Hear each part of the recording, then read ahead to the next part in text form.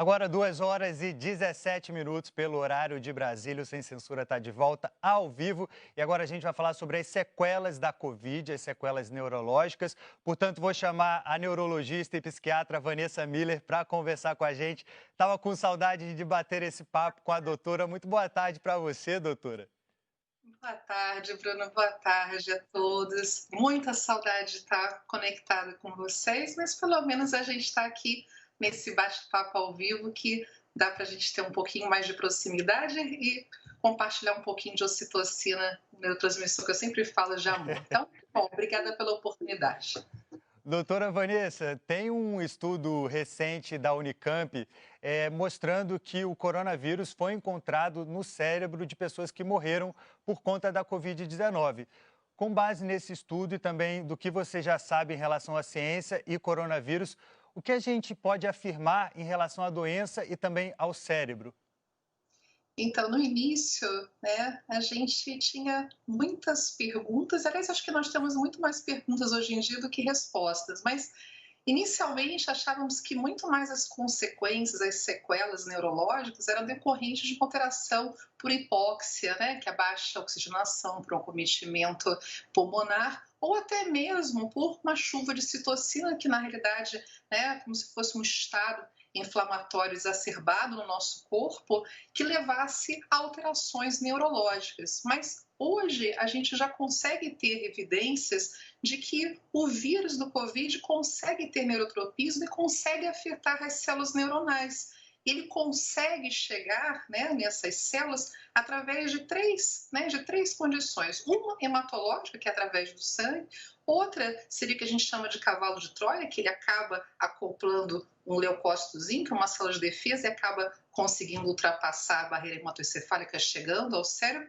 E a outra, que é uma das mais importantes, que é por transmissão transsináptica axonal. Não precisam ficar, né, quase com esse nome, mas eu acho que depois eu vou dar uma palhinha o que seria esse nome meio esquisito, mas entender que através de terminações periféricas de nervinhos, eles é como se estivesse colocando uma cordinha até conseguir chegar até o cérebro, viu? Doutora Vanessa, eu tenho certeza que isso aí vale um programa inteiro só sobre esse assunto. Mas eu queria conversar com você, assim, eu tive Covid, tive coronavírus. Eu lembro que durante a minha doença, eu senti que tudo que eu comia, era um pouco mais industrializado, iogurte, a pasta de dente, eu sentia um gosto de alumínio. E eu lembro que na época todo mundo achava que eu tinha pirado. E depois eu fui descobrir que isso é um sintoma da Covid e se chama parosmia.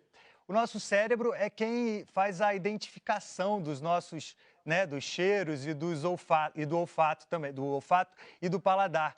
Eu queria saber por que que nesse caso, no meu caso e de alguns pacientes também, o cérebro tem feito essa confusão na hora de identificar.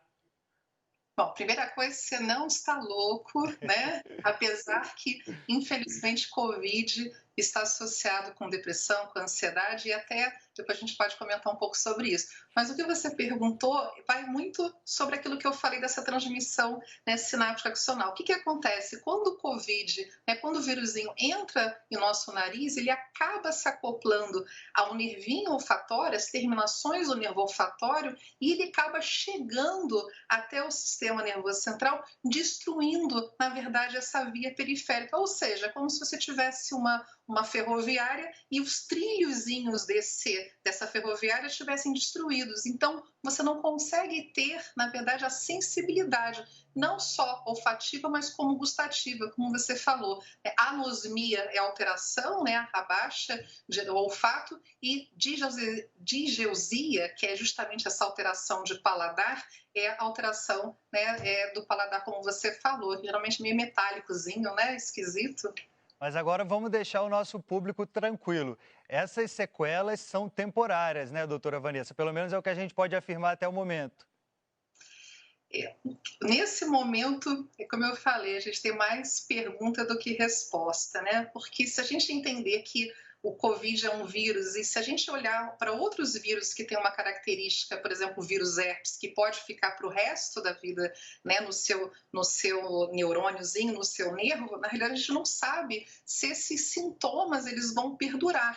né? Até porque o que a gente tem visto é que geralmente é temporário, né? Geralmente essa questão do olfato, do paladar retorna em 60 dias, mas a gente só vai conseguir ter essa resposta, na verdade, realmente acompanhando esses pacientes. E o que a gente tem visto é que os pacientes já têm queixado, né, por um período mais crônico desses sintomas, inclusive não só na parte do paladar, olfato, mas as próprias, né, alterações de humor, alterações relacionadas à cognição, alterações relacionadas a muita fadiga, enfim, vários outros sintomas relacionados ao acometimento de diferentes regiões cerebrais. Pois é. Doutora, nosso tempo aqui está acabando. Te agradeço a entrevista no programa de hoje, sempre muito esclarecedora, viu? Meu querido, muito obrigada, obrigada a todos. Olha, muita ocitocina para vocês e vamos ter sempre um pensamento positivo e vamos escutar bastante música, como o maestro Felipe Prazer estava falando, viu? Faz Olha, bem para o cérebro. faz bem conversar com você também. Obrigado, viu?